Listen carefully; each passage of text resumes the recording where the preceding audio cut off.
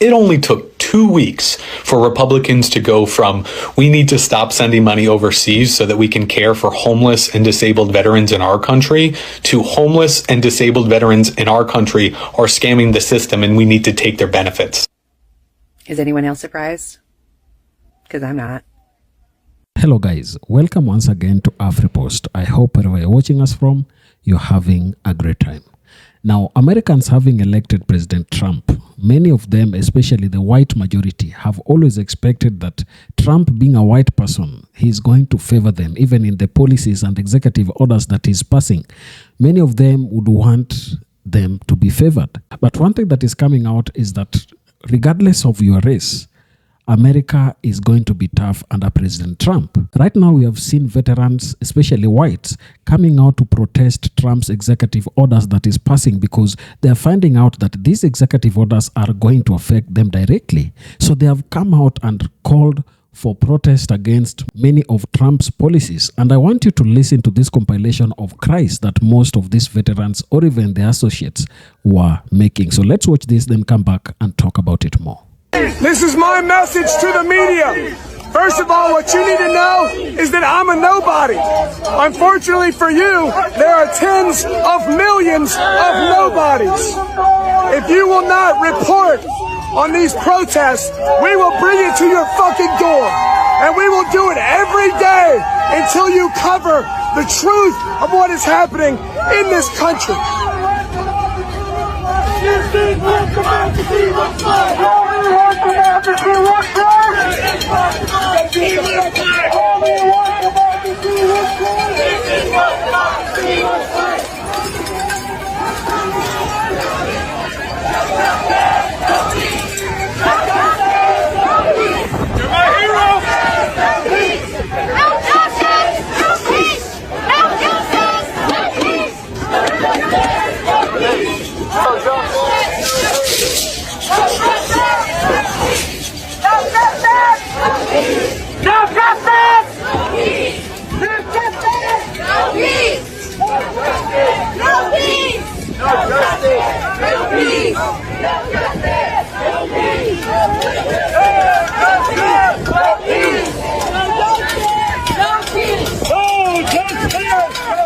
Folks is mad, and I'm talking about these folks.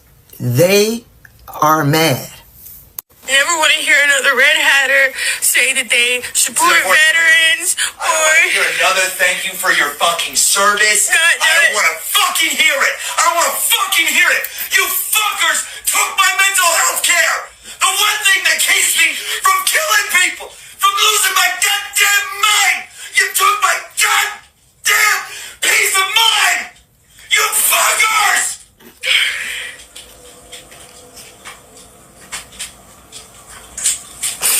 They fired his doctor, but they didn't tell us. Just waited till it was his appointment time, and then she never showed up. And then he called to find out where she was. He said she got fired. And this was his next. Now, I don't know if they are Trump supporters. I don't know who they voted for. I do know that veteran deserves better than this.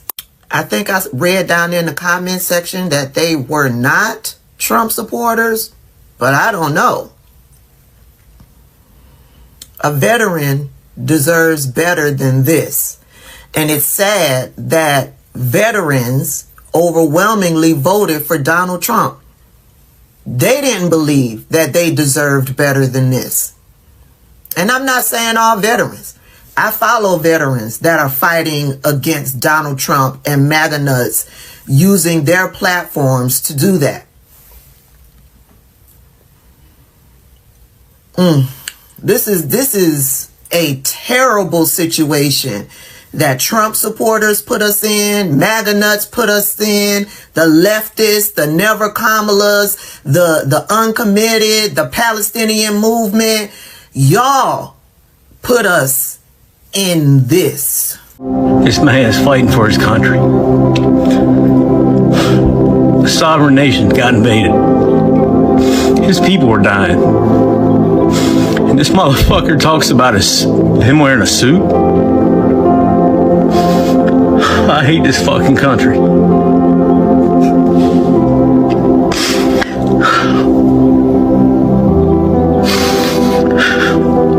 I've never in my life felt like I do right now.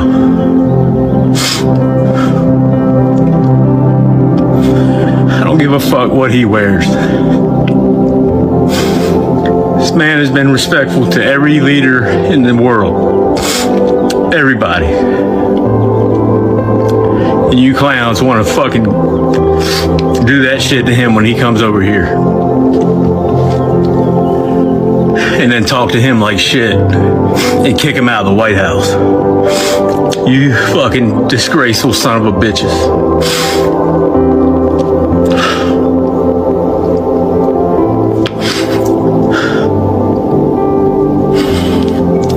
Man, I just want to be next to Zelensky right now.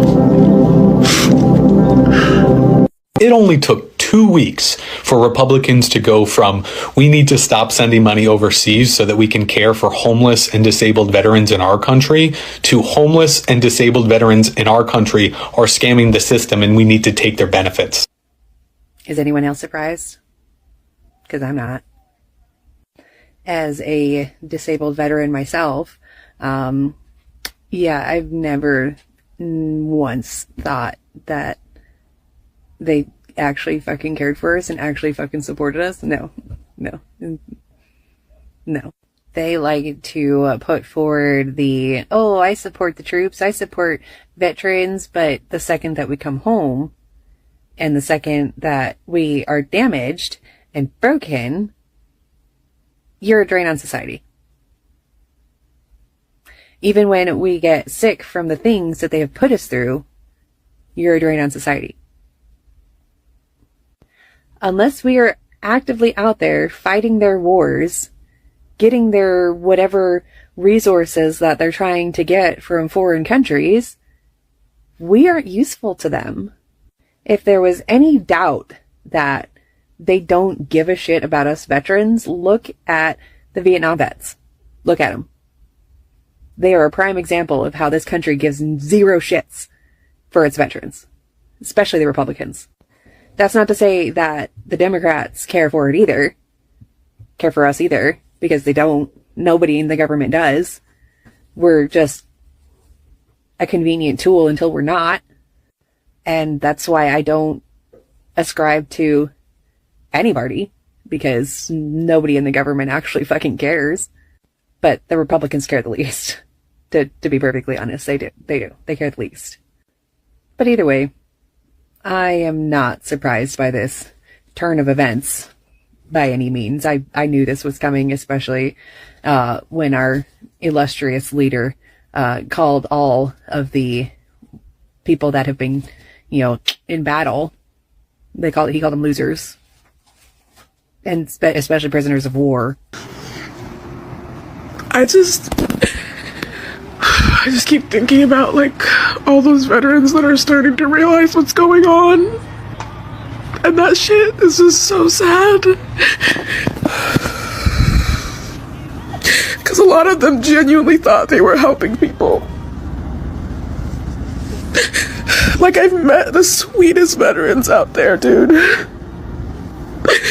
And they had no fucking clue. The whole time they had no fucking clue. Some of them still to this day have no fucking clue. And that shit, when that shit's gonna hit, they thought the PTSD they got from being in war zones and seeing the worst shit humanly possible was bad. Realizing you're the problem is even worse. That you got manipulated to become the problem. And that shit, I don't think, they already are killing themselves at such an extreme rate because we do not support them after we literally tortured them for no fucking reason other than some greedy billionaires trying to make more money.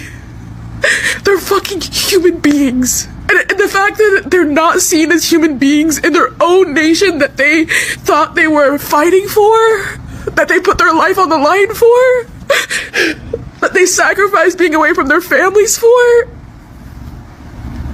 Fuck, and that kills me, man. Like, I literally just started crying about that because I just saw a veteran talk about, like, Palestinian liberation.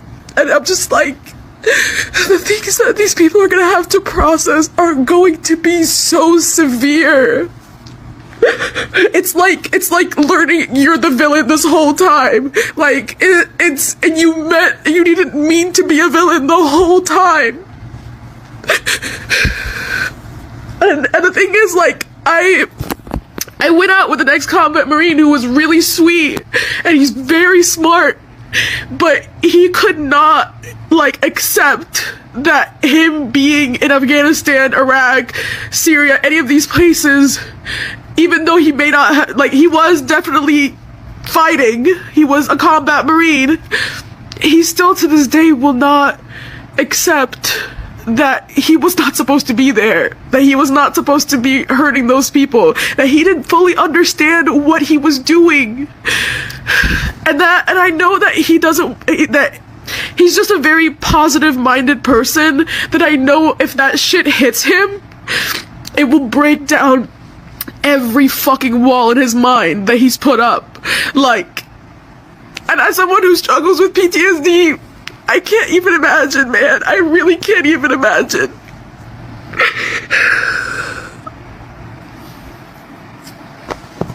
It is really so heartbreaking. It's genuinely so fucking heartbreaking.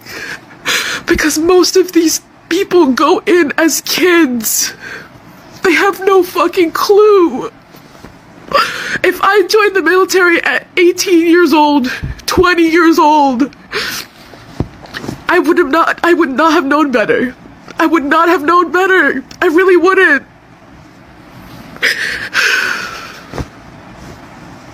I mean, I would realize it once I got in, because I can read human behavior, and it's my special interest that I can understand the nuances of manipulation tactics, but it's just,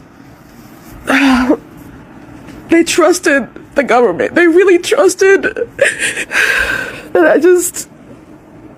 and they pay him like shit, bro. They pay them like shit. They do not take care of them. They rarely ever take care of them. Like, it's just...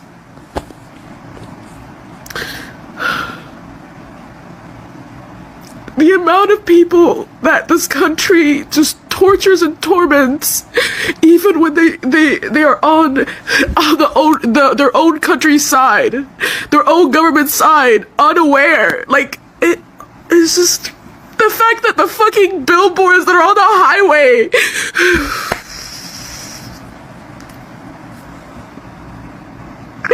are telling veterans to put their guns in a box and lock it and put a picture of someone they love on top of it, as if that's a preventative measure.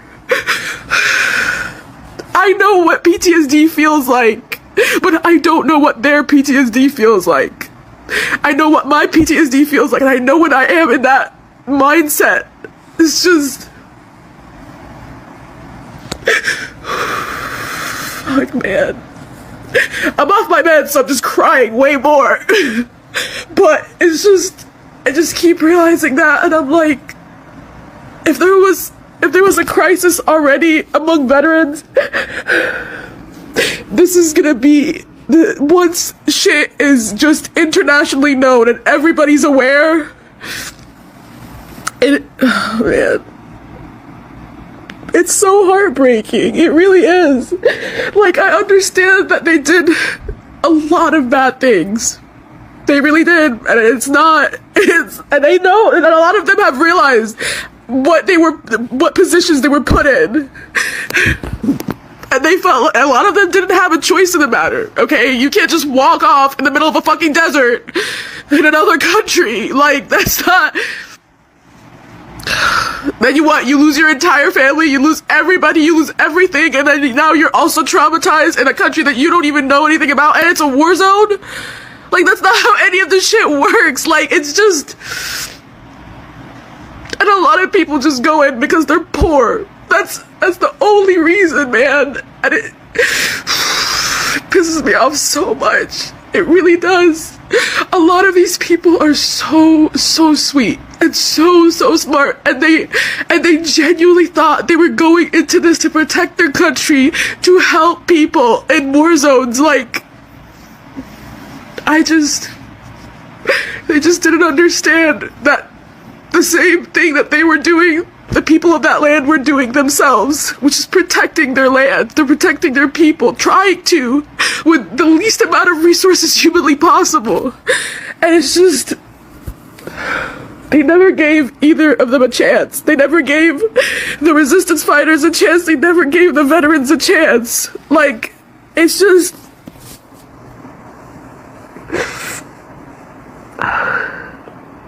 it really is super heartbreaking.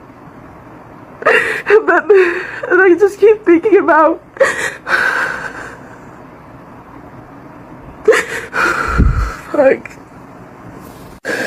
Aaron Bushnell, and I'm just like he didn't deserve that to be his end. Like, he didn't deserve that.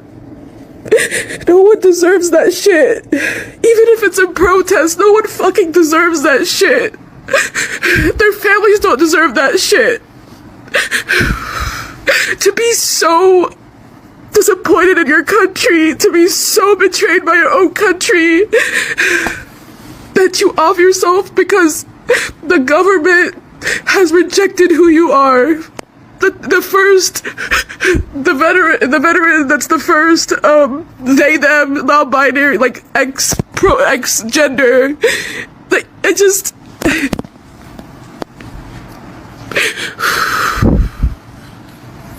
all they know is how to be brave, or try to be brave.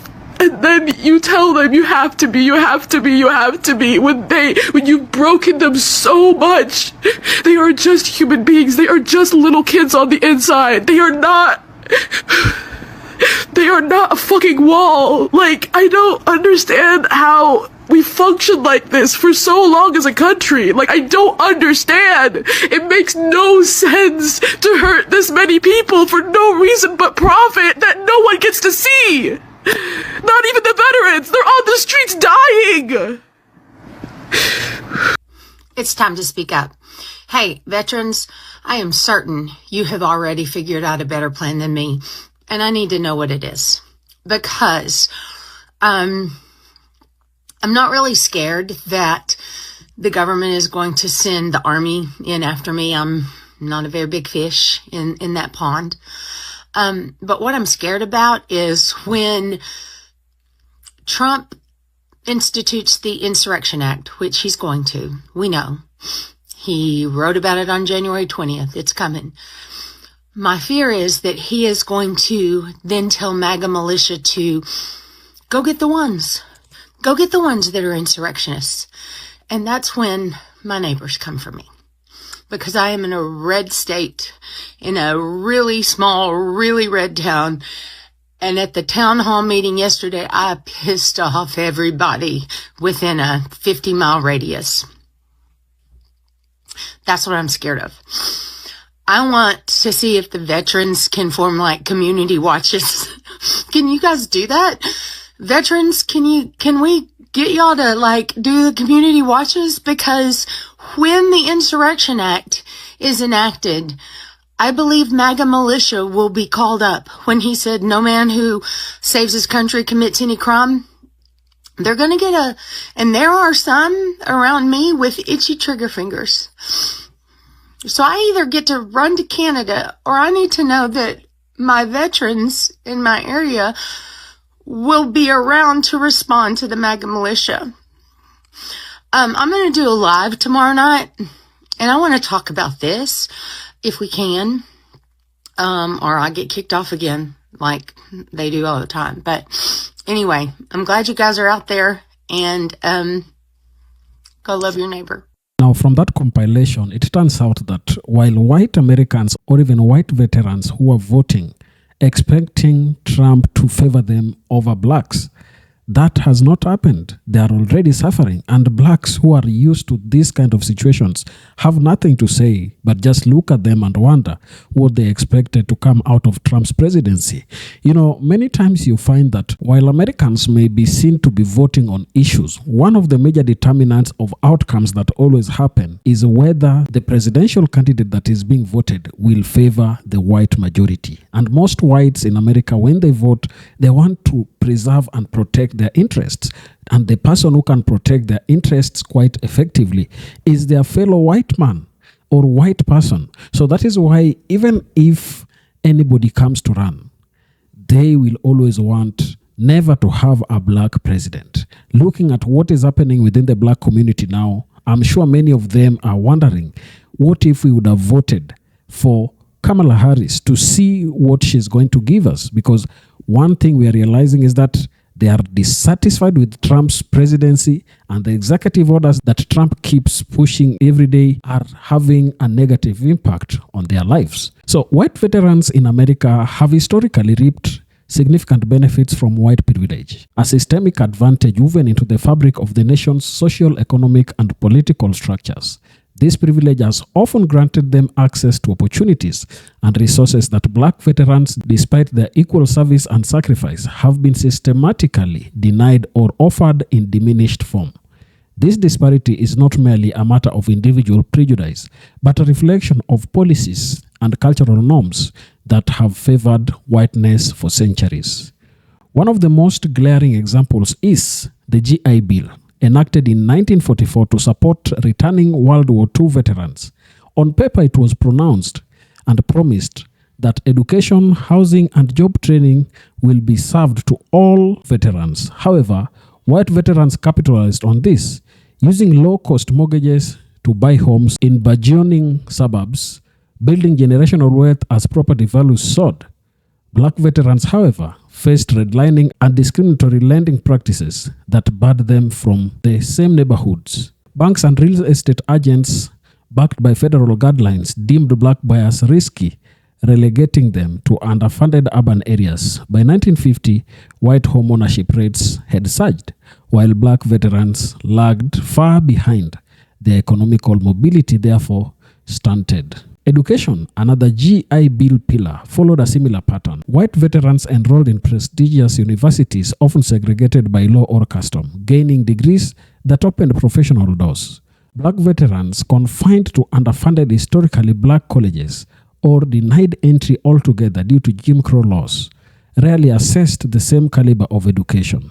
This gap perpetuated a cycle of limited career advancement and lower earnings, reinforcing economic divides. Employment further illustrated the privilege gap. White veterans returned to a job market eager to reward their services with unionized factory jobs or corporate positions, bolstered by networks of white employers and colleagues. Black veterans, even with equal qualifications, faced overt discrimination. Help-wanted ads specifying white only were common into the 1960s. The military's own segregation, only fully dismantled in 1948, meant black soldiers often returned with less recognized training, further hindering their prospects. Beyond policy, cultural perception amplified these inequalities. White veterans were lionized as heroic archetypes in media and society, their service amplifying their status as deserving citizens. Black veterans, despite identical valor, were often met with suspicion or hostility, their contributions minimized. From the Revolutionary War to Vietnam, white privilege has ensured that white veterans' sacrifices translated into tangible rewards, while black veterans fought dual battle against foreign enemies and domestic exclusion, leaving them with a fraction of same benefits. So that sums up what black veterans have been going through. And therefore, right now, when white veterans are out to protest President Trump's policies, I think you're finding why some black people are very, very amused, and they really don't want to be part of this, because when they look at how the system has been created to discriminate against them or even to give others advantage over them, they also want to see how these whites who have benefited from this discrimination against blacks can survive the onslaught that President Trump's presidency is directing to them. Tell me down in the comment section what you think about this. And if you're watching us for the first time, please don't forget to subscribe to our channel, like this video, and also share. Thank you, and may the good Lord bless you. Goodbye.